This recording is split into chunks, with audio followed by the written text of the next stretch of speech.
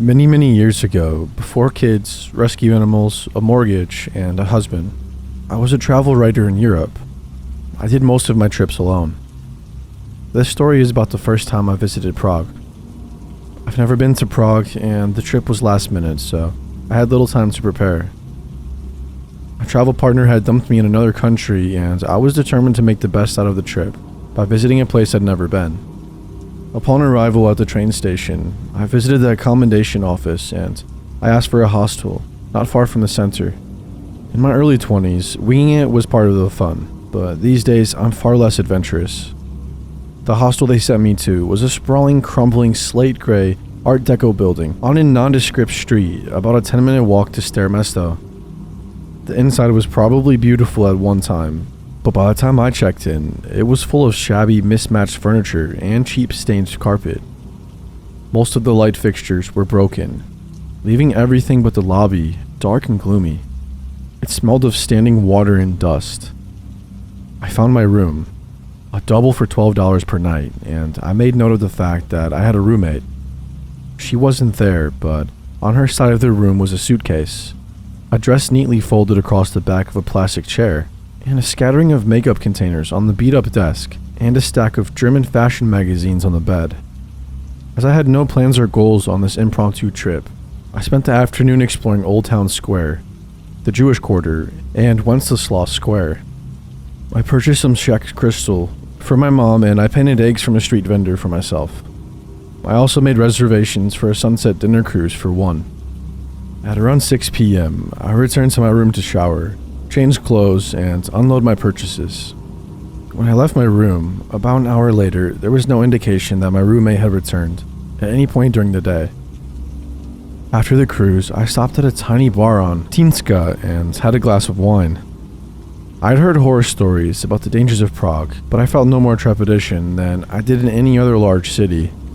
Sure, I mean the cobblestone streets, fog rolling off of the Vltava, backlit Gothic architecture, and winding alleys made me think of Jack the Ripper and Dracula, but in a good way. It was nearly midnight when I returned to my hostel, so I was surprised to find that my roommate still hadn't returned. That wasn't necessarily uncommon though. Backpackers are a fickle lot. She could have gone on a short overnight trip and just left her stuff behind, maybe hooked up with a guy or girl, and was holed up at their place, or hanging out at another hostel, so I was surprised but not concerned. I took another shower before bed. However, I was surprised to find that things in the room had changed up in my return. Her bed was neatly turned down, and the magazines had moved to the nightstand, and the dress was gone. The strangest thing, though, was the addition of a pink silky nightgown spread across the bed and to my bed. Maybe she thought she still had the room to herself. I didn't see how. I mean, my shopping bags and clothes and toiletries were in plain view. I gently moved the nightgown over to her bed, and then I settled in for the night, as I wrote in my journal. I assumed she was in the shower somewhere, or somewhere nearby, so I expected her return shortly. After about an hour, though, her side was still empty. I needed to use the restroom before I went to sleep, so I made one last trip down the hall. The building was unusually quiet. There weren't the regular sounds of chatty backpackers, the clinking of glasses, or music that would normally leak through the walls. There was nothing. It was hushed, like a church after the congregation has left. I found myself practically tiptoeing back. My room was near the end of the hall, and I couldn't shake the feeling that the corridor was darker than before. The few working lights were blinking as they struggled to stay lit, and it reminded me of a funhouse. A tightness began to fill my stomach, and I subconsciously quickened my steps. There wasn't a soul behind me yet, so I kept glancing back over my shoulder, convinced that I'd see someone gaining momentum on me. The only sound was the soft thud of my flip-flops as they struck my soles. I was flooded with relief as I flung open my door, but it didn't last long. Everything was exactly as it was before, except for the silky nightgown, which was now back on my bed. Sleep came in fits and starts. I left the lamp on for a while, still convinced my roommate would be right back, but the shadows it cast made the room even spookier. It was too dark with the light off. I'd finally slipped into a deep sleep when I suddenly heard the door open. A man stood in the darkened doorway, the hall light behind him showing just enough for me to see his contorted face. "I didn't mean to," he sobbed. "You have to help me." Too confused and disoriented to be scared, I sat up and scrubbed at my eyes, and I reached for the lamp switch. But once the room was light, I saw that the door was closed. There was no man. I quickly bounded off the bed and went for the door. It was locked. Nobody could have entered without a key. In the hallway, it was empty.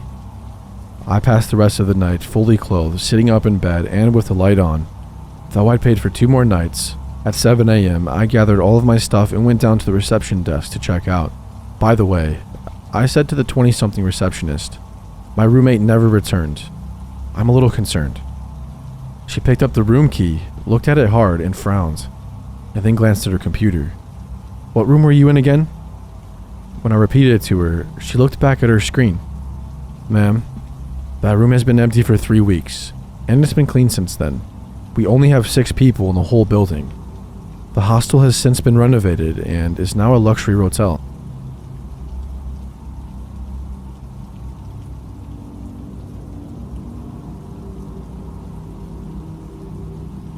Never move in with a man or woman you've never personally known. I've got a roommate from hell this way. I mean, this man tortured me psychologically when I turned his sexual advances down, then stole thousands of dollars from me over time. Even used my Amazon account to open up an account. He got some of my personal info, like social security and a lot of other things. Once I left after calling the cops to help me leave, he showed up at the Apple store I was at just a day after I left. Even though I left to go live on the streets, no family or friends, as I was severely abused as a kid. I've been on my own since 14, so I'm accustomed to surviving on the streets for periods of time. I was a million times happier that way than I ever was in his nice apartment, surrounded by nice things in a fancy car. I felt so relieved, even just living in a concrete garage.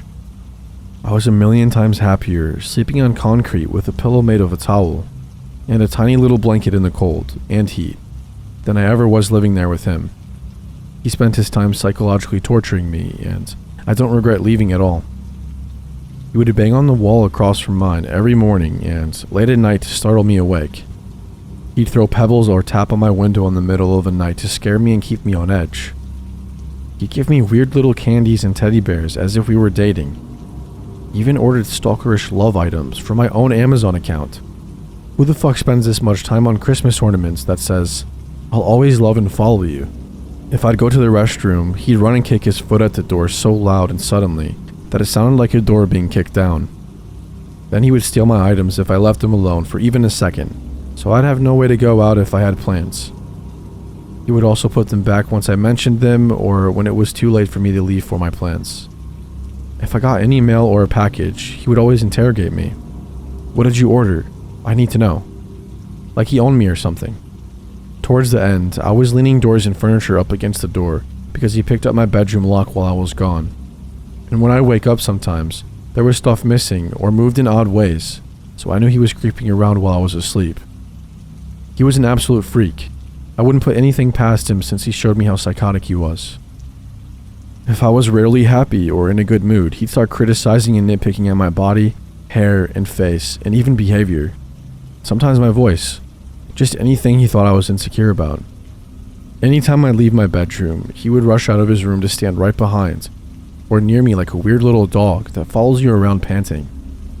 He'd even piss in my hair products, skincare products, and vitamins. He would throw out food that I just bought and steal my cash and even use my debit cards. Also ordered 30 or 40 plus items off of my Amazon account without my knowledge or consent. It was the strangest thing. I still have trouble believing this stuff happened, as it was just so crazy to even think that someone is that crazy to do this.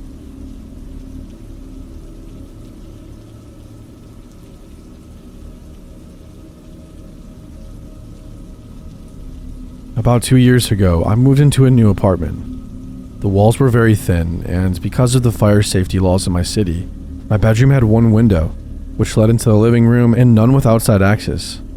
The window will be important later. It was 3 bedrooms, one for me and one for the master tenant, and one spare, which at the time was rented out by a pretty friendly guy.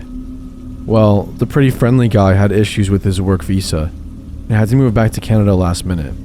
leaving us about 2 weeks to find another roommate. Our quickest and easiest option was Craigslist. Due to my work schedule, I had no part in the selection process, but I was content when the new roommate moved in a little later. He seemed a bit off. He was a very tall, large guy, but pretty quiet, and not someone I wanted to go out of my way to hang with, but was okay to be around and be cordial with. About 2 weeks into his move-in, the master tenant left for Hawaii, leaving him and I alone in the home for the month-long duration of his stay. For the first few days, things are normal. All of a sudden, about 4 days into the trip, I am woken up at about 8 a.m. to a frantic knocking at my door. My roommate, we'll call him Kyle, is standing there when I open up, looking frazzled. He looks me dead in the eye and says, "So, do you want to tell me what went on last night?" To which I was shocked and confused, because I had come home from work at about 9 p.m. and immediately showered and went to bed. I explained this to him, and he tells me that he heard me screaming and arguing with someone in my room, that he saw me in the side alley out of the window arguing with our landlord, whom I'd never even seen at that point, and that he heard people coming in and out of our house. I tell him no way, that none of that ever happened.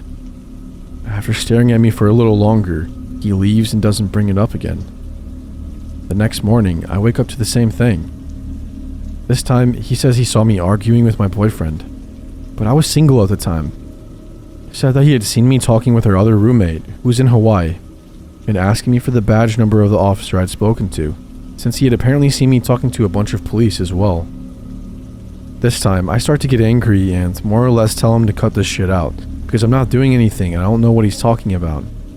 He gets a weird look on his face and says, "I think I had a seizure in my sleep. The next time it happens, call an ambulance." And then he leaves for a bit, only to start knocking again about an hour later, and when I open up, Kyle repeats the exact same story verbatim. This happens once more before I tell him to leave me the fuck alone and leave for work. I go to work as normal, but I am reluctant to return that night, but also too tired to switch to an alternate location. Big mistake, because at about 1 a.m. I woke up to slamming doors. Kyle was pacing back and forth between his bedroom, the living room, and out the front door, walking in and out of each room, turning the lights on and off, mumbling angrily and slamming doors.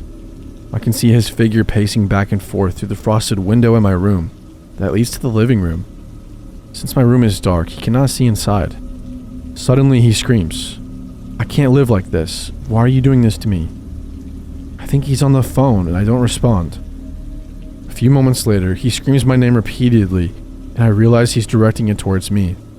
I knew I had to get the fuck out of there immediately, so I very quietly creep out of bed and start getting dressed, and even packing a bag of clothes for work in the morning. I'm almost done when he screams, "I hear you," and charges over to my room, slapping the wall next to my door, but not touching the door itself. I look towards my window, and I see his shadow lean all the way forward, pressing his ear against the glass.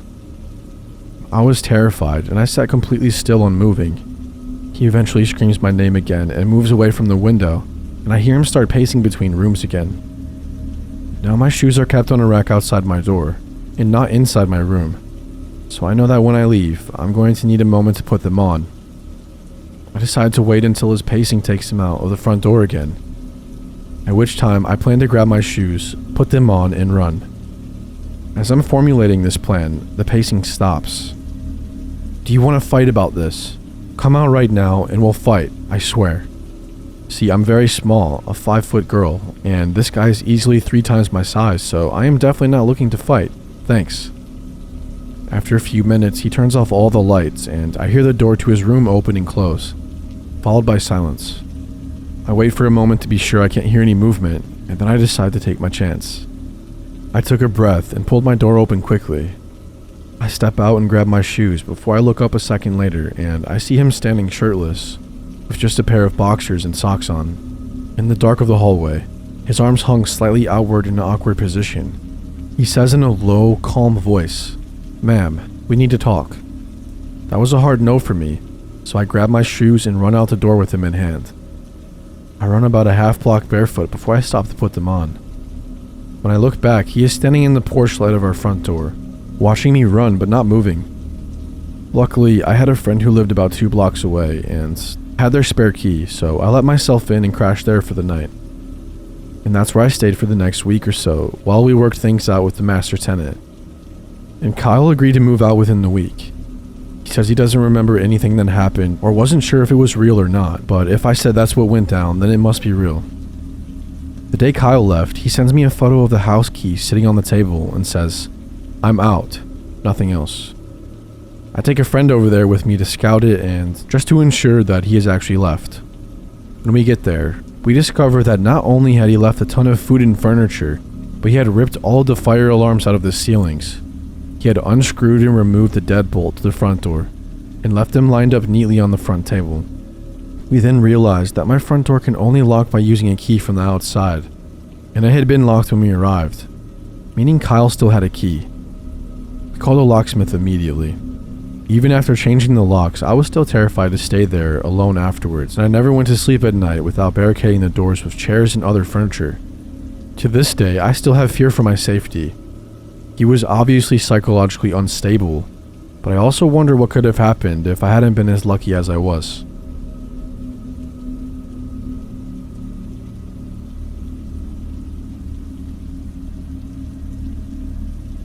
I'm a 36-year-old female in Sweden. I've worked in mental health care for the last 18 years, mainly with people with psychotic illnesses like schizophrenia. I was working in a group home for 9 years and we're very close with my coworkers there, especially 2 females. The last few years I worked there, another female started working there. Let's just call her M for this story. And the 4 of us grew very close. She was very timid and shy, but also friendly, and we got along well. She was, however, often on long-term sick leave because of her own mental health issues, so we didn't meet much at work. But she always showed up at her after-work dinners, so we continued to stay in touch even when she wasn't well enough to work full-time. She told us that she had a history of schizophrenia herself, just like the patients we were treating, but that she was medicated and hadn't had any psychotic episodes for years. Since I have an education in psychiatry and a long experience with schizophrenia, I have no judgment towards people suffering from the illness, and it didn't bother me being friends with someone who had a diagnosis like that, and even after what I will tell you, I still feel the same way. In the summer of 2023, I had moved on to work at a new place, also within mental health, but this time forensic psychiatry, like a halfway house for mentally ill murderers, etc. The 4 of us had stayed in touch and still met every now and then for dinner parties. M told us that she had been evicted from her apartment because of an incident where she had accidentally answered her neighbor's apartment in the middle of the night. She told us that in the huge apartment complex, the doors all look exactly the same, and that she simply walked in the wrong door by accident, and that the neighbor had created a scene out of pure drama and reported her to the police. I somehow felt that while that sounded out of proportion to evict someone just from that, perhaps the landlord took that kind of action because he judged her based on her medical history, so I felt bad for her. I questioned her if something else happened, and she claimed that it didn't and that this was just the full story. In Sweden, it can be very difficult to get a contract for an apartment when you've gotten evicted. You pretty much get blacklisted. So M asked me if she could move in with me. Since she was literally on the street and literally homeless, I said of course you can. I've always gotten myself into uncomfortable situations by saying yes instead of thinking about myself. And I had no idea how severe this situation would get when I said yes to her. I live in a pretty small apartment. It's 1 bedroom that pretty much only fits a bed and a desk, and a living room that fits a couch and a TV.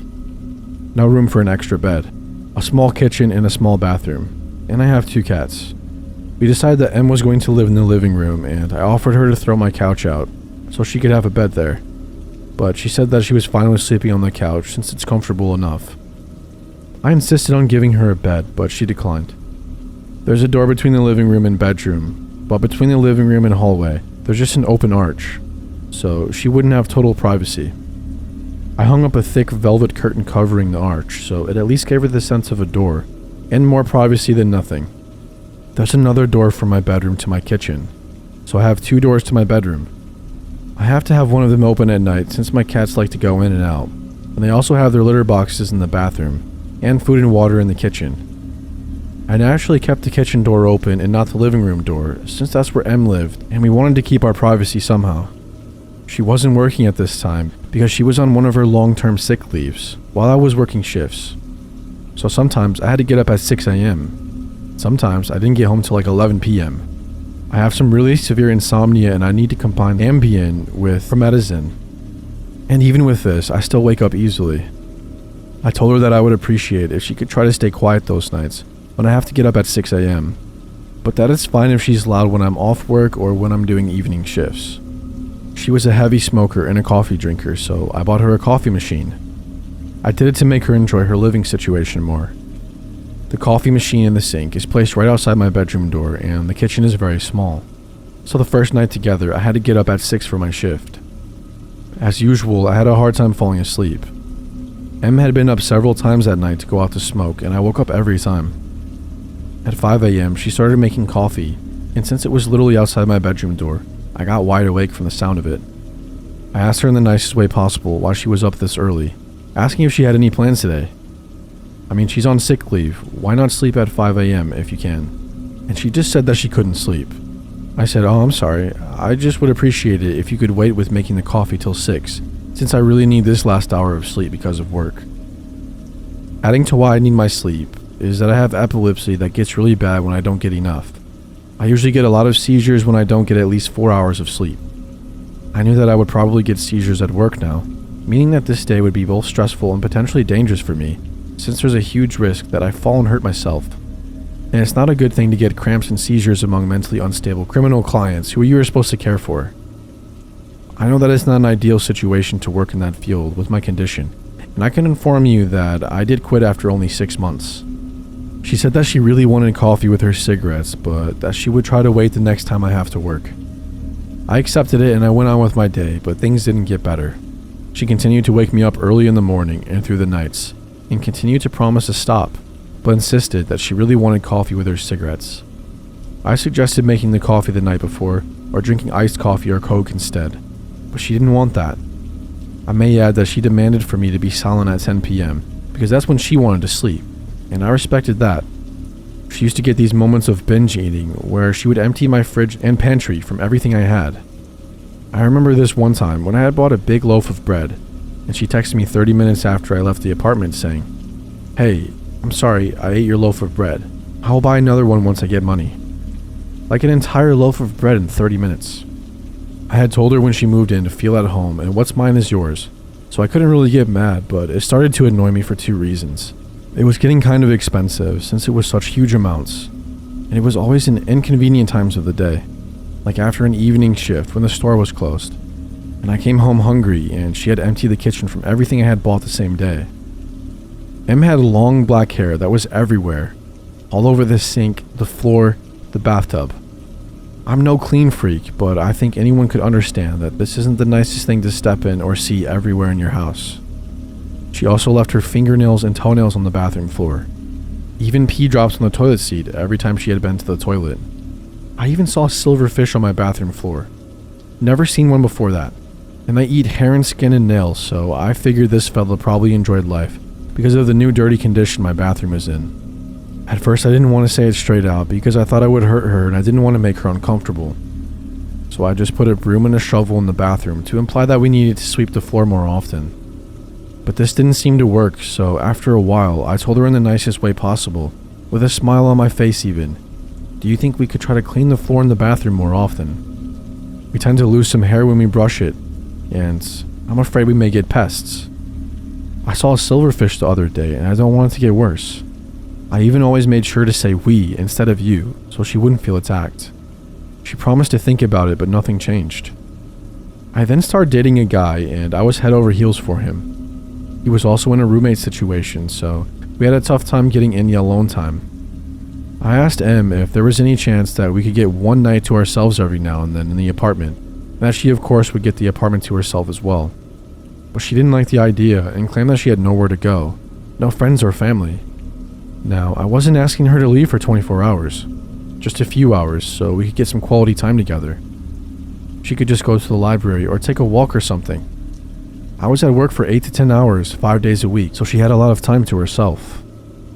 One of our old coworkers realized that this was really tearing at my mood, to never get any time for myself, and I started feeling really suffocated. She offered that Em could stay the night at her place. After all, they were friends too. Em said she didn't want to bother her, but we told her that she didn't and they are friends, so she was more than welcome, and that I really just wanted one night to myself and my man. I didn't understand why she made such a big deal over leaving me in the apartment for just one night. She eventually accepted and spent the night there, and I spent the night away the next week so she could get more alone time too. When I came home the next morning from my night away, I saw that my cat's water bowl was completely dried out. There was no spill on the floor, and it looked like it had been wiped out with a towel or paper. I had filled it to the brim just the night before, so I asked her how this was possible, and she said that the cats must have tipped it out, but like I said, there was nothing on the floor. My cats are overly social and usually cuddle up with strangers, even after just a few minutes of knowing them. I noticed that the cats withdrew from her more and more over time, and the last couple of weeks they never left my bedroom, except from when they ate or used the litter box. It seemed like they were scared of her, which I couldn't figure out since she was so timid. I had this old saucepan from the 60s that meant a lot to me. You probably wonder how a saucepan can mean a lot to someone, but it was my grandmother's, and it's the only thing I have that belongs to her. My mother used to cook for me with it when I was little, so it has a great nostalgic value to me. She burnt it one day and made no attempt to clean it. She just left it on the stove and went out to smoke. I found it ruined and I cried. She didn't even say sorry. She also broke dishes several times and didn't bother to replace them or apologize. This added to my frustration with her naturally. It had probably been 2 months now, and she kept waking me up at night, kept binge eating my food, never cleaned, never left the house, scared my cats, and ruined my things. I also realized that she stole my prescription sleeping pills. Lots of them. And I only get one per night, not more or less. And as you already know, I really need them. I had 20 of them in a nightstand when I left for work, and when I came home, they were gone. She denied, which is pretty hilarious since no one else could have been there. My frustration was getting heavy. The summer heat was strong, and I felt locked up in my tiny bedroom with my 2 cats, never getting any time to myself. Never any time alone with the guy I was dating, except for once every 14th day. My apartment was messy, and she was stealing from me. Out of nowhere, my old elementary school classmate texted me on Facebook, asking me how I know Em. He had seen that I had posted on Facebook that we were roommates now. I told him that we were old coworkers and that she needed a place to stay because she got evicted. He said, "I know. Do you know why she was evicted?" "Yeah, she accidentally went into her neighbor's apartment." He said, "Yeah, but that's not the full story. She actually broke in and snuck up to their sleeping baby with a knife in her hand. But luckily, the father woke up and wrestled her down and managed to save the baby." I felt sick to my stomach. Could this be true? It would certainly explain why she was evicted, but it just sounded so horrible, and she seemed so timid and like a nice girl. I just had so many questions. But my friend had the full police report. Apparently, the couple that Em had broken into was his ex-girlfriend and her family. It seemed that Em had a psychosis during the break-in, but those parts weren't public. It was however clear to me that she had been lying to me about what had happened, and about how long she had been mentally stable. I started getting quite paranoid, and I was already frustrated with everything, and really I just wanted her to move out. We did, however, have a contract that she had 30 days notice. I knew that if I asked her in a harsh way, it would mean 30 days of chaos until she moves out. So I wanted to handle this as nicely as I could. I started looking for cheap hostels for her that I could suggest to her so she wouldn't be on the streets.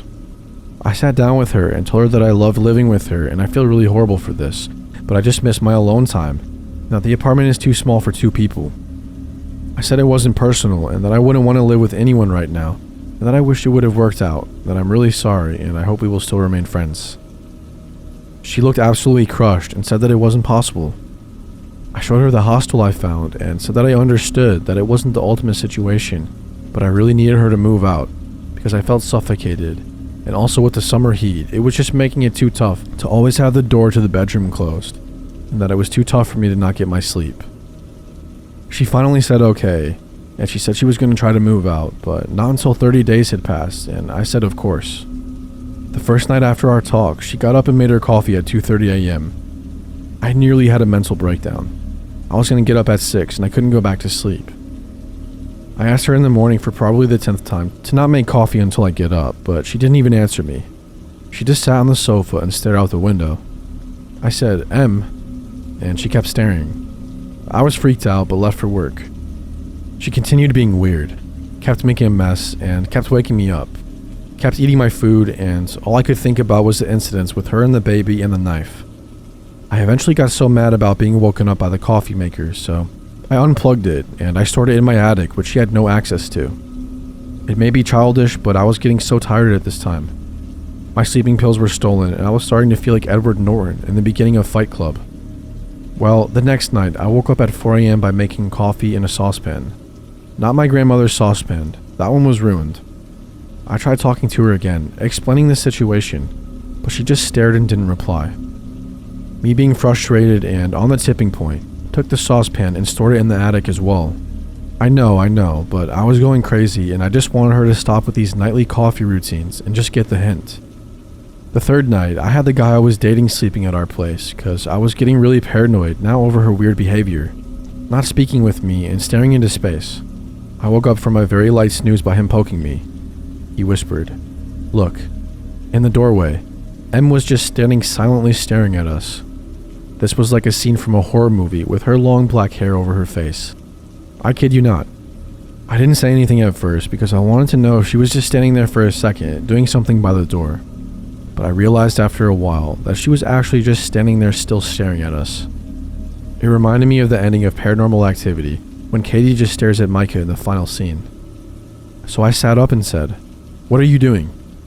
But before I could finish the sentence, she just slammed the door shut, and I heard the sound of something metal falling on the floor and her running into the living room.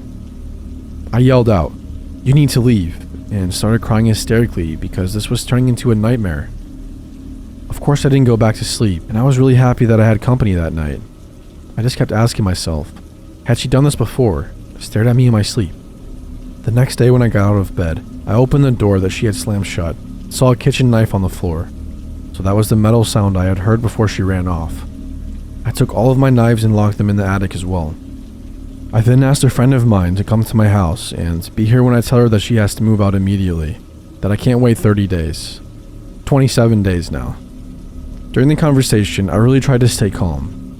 I know she has a mental illness. I know she means no harm. Even though I was so frustrated, I couldn't hate her. I was mostly scared and tired. She, however, didn't even answer when I talked to her. She just kept staring out the window. She left the apartment and sent me a text instead, saying that I was disrespectful for bringing a friend over to her place. Nighttime came, and I thought this would be a quiet night finally. No coffee maker or saucepans. But at 3 a.m., I woke up by her burning dry coffee powder in her frying pan. At this moment, I just felt so terrified of her. Her face was dead, and her eyes were black. I suspected that she had gone into a psychosis. I stopped the fire, and she just ran off to the living room in silence. I knew she had an appointment with her psychiatrist the next day, and while she was away, I packed all of her things. I then sent her a text telling her that she needs to pick them up and give me my keys back, that I will give her money for a hostel for the upcoming 26 days. But she didn't reply. The guy I was seeing came to keep me company in case she would fight about it. She didn't. She left the keys without looking at us and left. Our co-workers, who were friends with us, both told me that she moved in with a guy that she was dating, and she stayed there for a few weeks till she somehow amazingly got an apartment of her own. She started working again, and I was really happy to hear this. She seemed to be doing well. Then in January of this year, one of our old co-workers told me that M had called her and told her that everything must burn, that she has a baby that she must save, and other delusional stuff.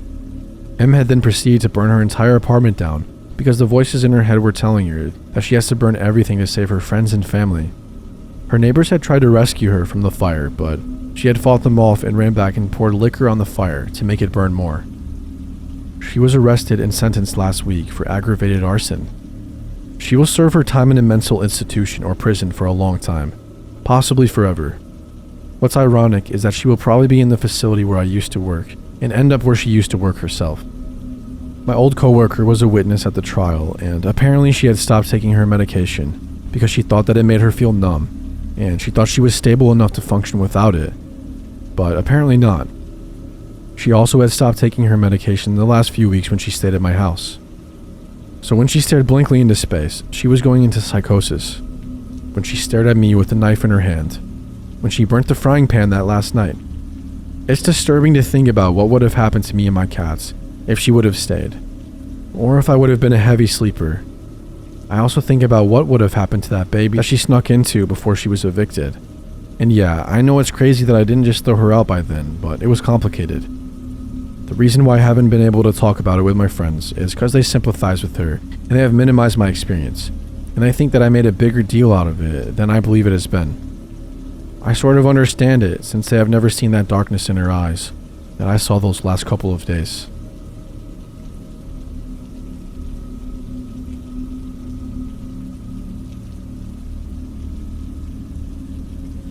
About 5 months ago, a friend of mine got expelled from his program because of bad marks.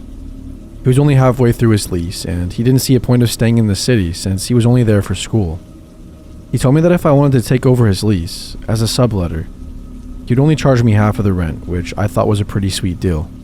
So naturally, although I am from this town, I thought it was time to leave my parents' place. I had already graduated, and although I had been looking for a new job for a while, I still felt like I couldn't miss out on the opportunity. So I took over his lease and I moved into his place. The house itself is actually pretty nice. It was 3 floors, including the basement, and it's located near the university of my town, which is not necessarily a very safe place overall, but I spent a lot of my university years here and I never felt truly unsafe. The room in the basement is pretty small but cozy, and the other room down here is a girl who is currently a student, and she's pretty quiet. Actually, all the girls living here are pretty good roommates. I wasn't thrilled about living with 3 girls, but now I don't see why I would have thought it was an issue. They were all pretty great and a good time. I'm the only one in the house who is not a student, and also the only one who is originally from this town. The other roommates are actually all from cities that are all about an hour or 2 away at most, so unless there's something special going on, they all go home on the weekends. My friend who got expelled also only lives 2 hours away, so he would always go home for the weekend as well. One thing I forgot to mention, which is pretty crucial to the story, is that the house actually has 5 rooms, but right when they all moved into the new place together, one of the girls had a seizure on her bed and passed away. This was pretty upsetting for everyone, and the landlord told him not to worry about finding anyone else. The rent never went up or anything, and the room was left vacant. According to the landlord, he just found it insensitive to try and find someone because he didn't want to turn someone's death into a financial inconvenience for him. So after the girl's death, the parents came and took her belongings out of the room, and it just remained empty since then. I actually never looked in there because it just remained locked, and I don't really have much curiosity to see the room. It's on the 2nd floor and I never go up there, so I never paid any attention to it. The first weekend I spent there was pretty uneventful. I remember that I spent one night at my boyfriend's place, and then the next night he slept over after we were out drinking at one of the college bars near the place. We were pretty wasted, so we passed out as soon as we got home. The next weekend, I was at home in my new room and I couldn't sleep, so I decided to read a little bit. I was really enjoying the quietness of this new house, since the girls weren't home at all. I come from a Latino family, so this quiet and serene environment was pretty rare. I thought that I heard a few noises upstairs, so I figured that one of the girls had probably decided to stay the weekend at the house, or she was just getting last-minute things ready before heading home. I really didn't think much of it. I wasn't very close with the roommates, so I didn't even bother asking them if any of them had stayed home. I just felt like it was none of my business. The girl in the basement, however, was for sure gone for the weekend, because she apparently sleeps with her door locked and keeps it open when she's not home. One weekend, that same month, I woke up to pee and I could hear a toilet flushing upstairs, which was kind of weird since I knew that none of the girls were supposed to be home. I was willing to check it out, but in my tired state, I was too lazy and I just didn't care enough. It's funny. Horror movies are supposed to make you feel paranoid, but the biggest lesson I got from them was that there's always a rational explanation for things. This would prove to be my biggest mistake, because for a couple of months, I was always brushing things off and ironically creating irrational explanations to rationalize what I thought were irrational thoughts. For example, I heard creaking coming from the 2nd floor, and I figured one of the girls must have forgotten something and decided to come by to pick it up. The girl must have driven 2 hours down and 2 hours back to her town in the middle of the night to pick something up. One Saturday, I woke up to get some water and I noticed that the roommate in the basement was gone. Her door was wide open and her car was not in the driveway. There weren't any cars in the driveway, but I should mention that one of the girls doesn't drive. A couple hours later, I woke up because I heard steps coming down into the basement. At this point, I yelled out the girl's name who doesn't drive, because she's the only one who could have been in the house. I didn't get a reply, and I just heard the steps going back upstairs. At this point, I started getting uneasy about being home on weekends, so I decided to just spend them at my boyfriend's house. One of the girls made a house Facebook page, which was supposed to address any issues like washing dishes or leaving messes, but it remained pretty inactive since everyone seemed to get along. I posted on there that some creepy stuff was happening on weekends, and I asked them if they could start just letting me know if they'd been home for the night or not. They seriously thought I was joking around. The replies were not receptive at all and consisted of laugh my ass off or oh my god, you're so funny. Even my boyfriend agreed that I was being paranoid because he too believed that everything has a rational and perfect explanation. The thing is, when you say that everything has an explanation, you're only invalidating paranormal explanations or ghostly activity, which is not what I am implying at all. I have never believed in ghosts or spirits or any of that jazz, and I have never claimed to when I spoke to my roommates or to my boyfriend. They kept on saying that the house was old and made noises, but I know the difference between old house noises and someone walking down the stairs and back up the stairs. Fortunately, my roommates did start posting things on the Facebook page to let me know that they'd be gone. It was always to the effect of, "Hey, LOL, I won't be home this weekend, so don't worry about the ghosts." One weekend, they all let me know that they would not be home, and my boyfriend was on the midnight shift, so I had to spend the night on my own. My boyfriend called me on his break, and while I was on the phone with him, I heard noises on the main floor. I told him I was going to check it out, and he told me to go ahead, because the motherfucker still thought I was being paranoid. As I said this, I heard the footsteps going back up to the second floor. Once I got onto the main floor, there was nobody in the kitchen, and all the doors in the house were locked. I was extremely paranoid and I did not feel safe. My boyfriend calmed me down and convinced me that everything was okay. So I never went to the second floor, and it's probably best that I stayed on the main floor. After that weekend, I told my roommates in all seriousness that I was convinced that someone had been in our house at some point that night. I told them what I heard, and the bitches still claimed that it was the old house making noises. My boyfriend was almost permanently on midnights by now, so I did what I never wanted to do, and I started spending weekends at my parents' place. The girls still posted on the page whether or not they were leaving the house, and I decided that I should still do the same. So I always started posting when I was and was not sleeping at the house. One Friday night, the Facebook page looked something like this. Roommate 1, not sleeping at home. Roommate 2, not sleeping at home. Roommate 3, staying at home because of midterm exams. Me, I'm staying at my parents' place. The next morning, I received a frantic text from one of the roommates saying that the roommate with the midterms had been attacked. Apparently she was in her room studying and heard a noise right outside of her bedroom.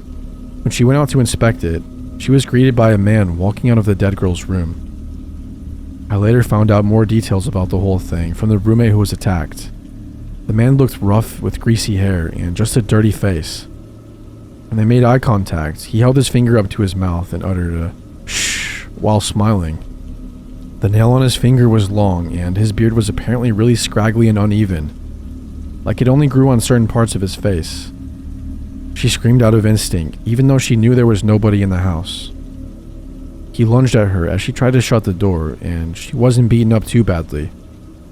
He just growled and told her to shut her mouth and said something like, "I'm not going to molest you, but shut your mouth." He beat her, but not completely unconscious. And then when he walked out of her room, he went downstairs and walked out of the front door. So he left the dead girl's room unlocked. My roommate locked herself in her room and called the police, who were there immediately. What's pretty creepy about the whole thing is that when they inspected the dead girl's room, they kept asking for clarification. So nobody has lived in this room for how long? Nobody has been renting this room, right? Did the parents take everything after the girl passed away? The guy had a really sweet setup actually, and had brought his own small mattress to put over the bed frame. Obviously, the mattress was too small for the bed frame. He left most of his stuff because he probably didn't expect a confrontation that night. I don't think he knew she would be there that night because she never was. It probably sucked for him when I moved in because before me, the bastard had the whole house to himself 2 days a week. The police did ask me quite a lot of questions and were very interested in hearing my statement about hearing footsteps at night. My 3 roommates and my friend are now convinced that maybe the girl didn't die the way they said she did, and maybe he murdered her. But I think the autopsy would have been able to distinguish a murder from a seizure. In their defense, the whole thing is really creepy. We are not really sure how long the guy had been living here, but it's very likely that it has been for at least a few months. The theory is that the guy has been climbing in through the window, so it's possible that he was even there at times when all of us were there. The police are really interested in talking to the landlord because they want to know how the man found out about the vacant room. The landlord is a pretty decent guy, so I don't know if there's anything going on there. I don't even feel an "I told you so" attitude from this whole thing. I think that I am just glad that the girl is okay, because she seemed pretty shaken up. I just wish that more people were willing to listen to me when I told them that I thought somebody was coming into our home. I even said it might be a squatter, which everyone laughed at. This happened very recently, so it might be a while before an update. As of now, the man has not been found, but the police remain optimistic about finding him. This had been a terrible month for me, and I don't know if I want to be at this house anymore. I don't have much left on the lease, and I recently lost my job, so it might be best for me to leave the place now. I doubt the guy will come back because all of his stuff has been taken out, but I still find it feeling creepy in this house. I definitely don't spend weekends here anymore.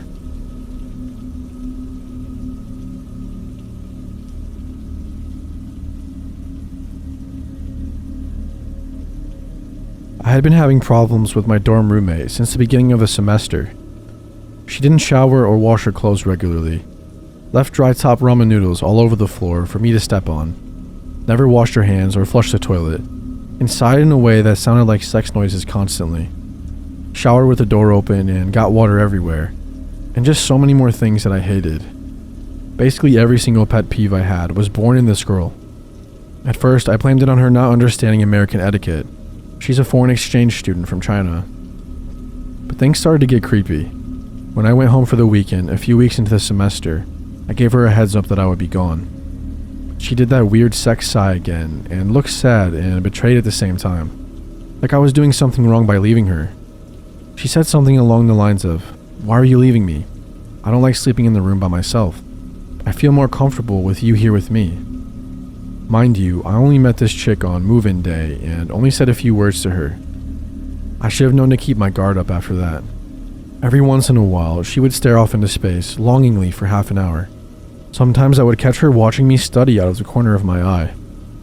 After a long day of studying in the library, I went to the patio in our dorm to get some ice from the machine, and found her with her head on a table, with her eyes wide open, staring at something in the distance.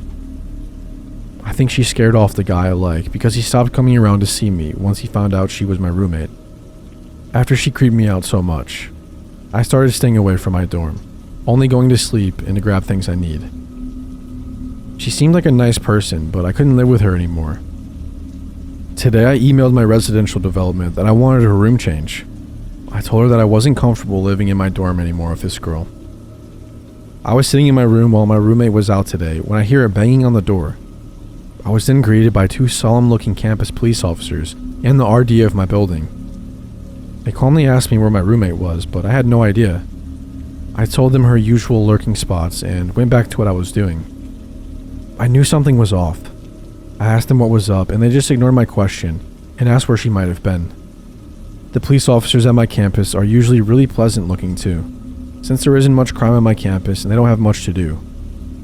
30 minutes later, I hear banging on the door again. I'm greeted by my roommate, who has tears streaming down her face. She rushes past me to her bed and plops down. She starts wailing and screaming, and then eventually hyperventilating. I thought maybe someone close to her died, and was feeling sorry that I had asked for a room change during her time of need. I could only make out a few bits and pieces of what she was saying to the RD.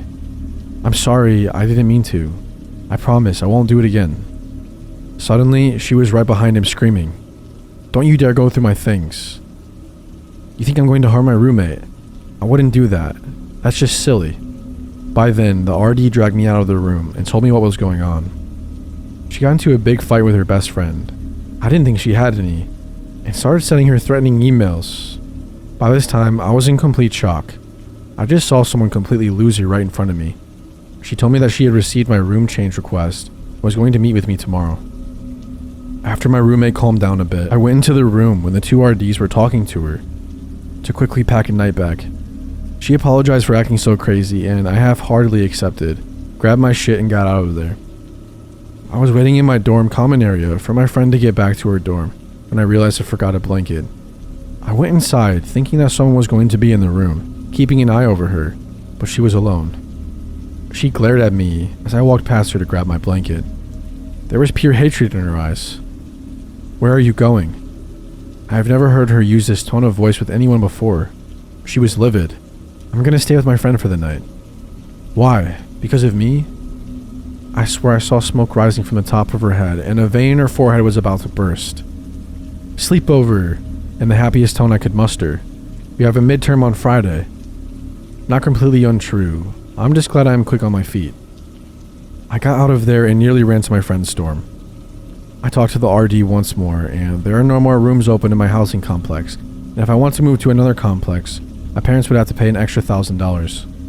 They are furious and want me to move immediately because the police officer was incompetent. He jeopardized my safety by asking me that question in front of her. They don't want to pay for me to change rooms because it was my university's fault for putting me in this awkward situation. I'm just afraid that she is going to take this out on me. I don't think I can return to my dorm. She looked like she was out for blood when I came back.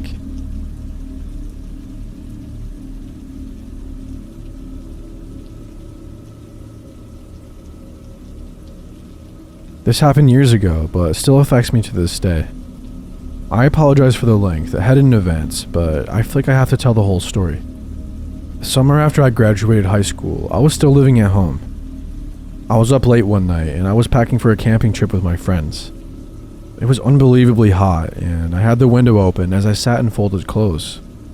It was around 2 in the morning and the next thing I knew, there was a hand coming through the gap in the screen of my window. I screamed and the hand flew back out. I was stunned, but there was a part of me that wondered if it was my younger brother pranking me. I got up and looked out the window and I just saw the figure of a man staring back at me. I ran into my brother's room and he was playing video games. So we called the police, who came and searched the area. They found nothing, warned me and my parents to lock the windows and doors, and left. We were all shaken up and my mom had a feeling that they would come back. It turns out that a mother's intuition is right. She went outside and waited on our back porch. After about 20 minutes or so, she saw a man dressed in black slink into our backyard along the tree line. There wasn't a fence on that side, unfortunately. He hid behind a tree for a few seconds and ran to another tree and hid there, slowly working his way towards my window. My mother yelled something to him and he took off running. The police came back out and again found no trace of him. I never opened that window again, not even the curtains. My parents installed some motion detecting lights and that seemed to be the end of that. About 6 months later, my friend and I got an apartment downtown together. We were really excited as this was our first place on our own. The apartment wasn't exactly the best quality, but it was so fun to be living in the city. The downside was that it was street parking only. After a few weeks, my car was broken into. Nothing was taken out but a single rose sat on the passenger seat. It was creepy, but I vowed to be vigilant and safe. I always tried to park close to the entrance, near the lights, but often it was difficult to get those spots and I would often have to park farther away on darker streets. Things quickly began escalating at this point. My car was broken into at least once a week. Most of the time, a flower was left, which I always threw on the ground, but once a pair of men's underwear was left, and even more creepily, once a bag of THRLLs, as they were my favorite candy. This made me wonder if the person knew me personally, and I started to become more suspicious of everyone. There was a laundry room in the basement of the apartment, and one day I went down to get a load that finished drying. As I started to fold, I realized all of my undergarments, bras, and panties were gone. Another week, I had a male friend over from school, and his tires got slashed during the visit. By the time the first letter arrived, I had already started making plans to move elsewhere. The letter described a love for me that had been going on for years. He noted things that proved he had been watching me closely. I was able to arrange for another friend to take over my lease, and I moved in with another friend on the other side of the city.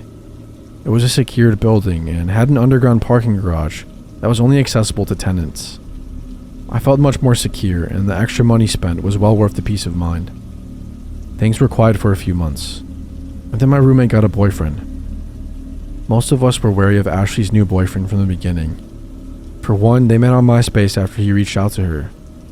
Another reason was that new boyfriend, Matt, was extremely good looking, and while Ashley was a wonderful person, she just wasn't the type of person you would typically expect someone like him to date. Ashley was thrilled, and she had never had a boyfriend and really felt like he was her Prince Charming. I thought he was weird and creepy from the beginning, though.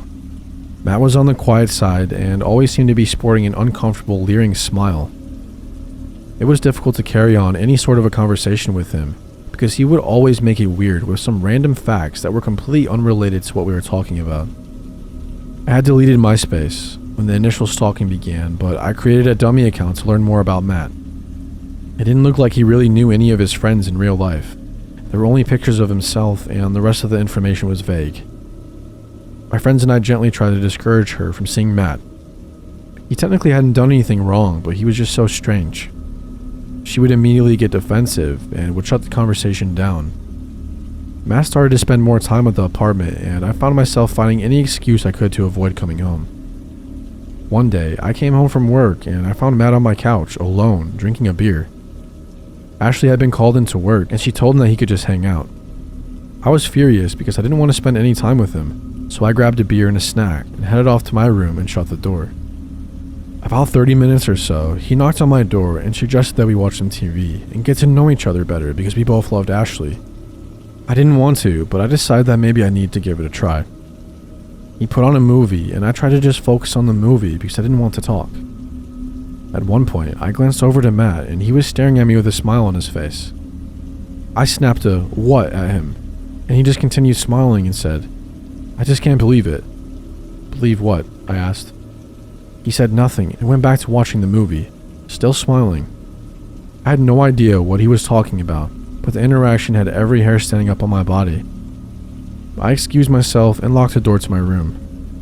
Another month or so went on, and I had managed to avoid being home for much anything beyond sleep and showering. Matt practically lived there and even brought a bunch of his things into Ashley's room. I really didn't want to move again, but I was beginning to look for other options. On their 6-month anniversary, I saw a huge bouquet of flowers on the table and an already opened card propped up next to it. I rolled my eyes and I was about to leave when I decided to see what the weirdo wrote to her. When I opened the card, my heart started beating through my chest. Without even reading the words he wrote, I was shaking. The handwriting was exactly the same as the one my stalker had sent. I had kept them as evidence and dug them out of my desk for comparison. The handwriting was unique and identical. Matt was my stalker. I called the police first. As they were on the way, I called Ashley and asked her to come over. She was at work but said she would be there when she could. I was terrified to tell her because I knew she would be shattered. The police took a statement from me and actually went to Ashley's work to get more information from her, and they ended up breaking the news. Apparently, Ashley called Matt and left a furious message, even though the cops told her not to do that or say anything, and he completely disappeared after that. There was no Matt or anyone matching his resemblance at the place that he said he worked. Ashley had never been to his apartment because he said he had been staying with friends while trying to save money for a trip to Europe. His family lived out of state, and she had never met a friend of his because he said they had a falling out because he was choosing to spend so much time with Ashley. It was all lies, and in the end, she was dating a stranger. We didn't even know if Matt was his real name. The cherry on top of this whole thing was when we went through Matt's things. He had left everything when he disappeared, and Ashley and I started to go through everything. There was a duffel bag that was full of gym clothes, but in one of the compartments, there were about 10 pictures of me. All were taken from far away, with the exception of one of me sleeping. The sheets were current, so I knew I had to have been at the current apartment before I started locking my bedroom door. A few pictures dated back to before the incident at my parents' house, which made us think that was him as well. 2 pairs of my missing underwear were there, and I shuddered to think of what he did with the rest. A Starbucks lid with my red lipstick marks, a necklace I hadn't even noticed missing, and a few other random sick souvenirs. The police never tracked him down. I decided to accept an opportunity overseas that I had been considering, and I got the hell out of there. Unfortunately, Ashley and I quickly drifted apart. She had a really hard time accepting that her first love was a complete psycho. I think I had some underlying anger, maybe misplaced, for believing all of his lies and letting him into our lives. I don't know what his endgame was. Would he have tried to hurt me, or was he simply content with being in my world? I'll never know. Being stalked changes you. Even when I lived across the world, I still look over my shoulder everywhere I went. I still have no social media accounts attached to my real name. I am now married with children, and I know that he moved into an apartment. And I know that he's probably torturing other women now.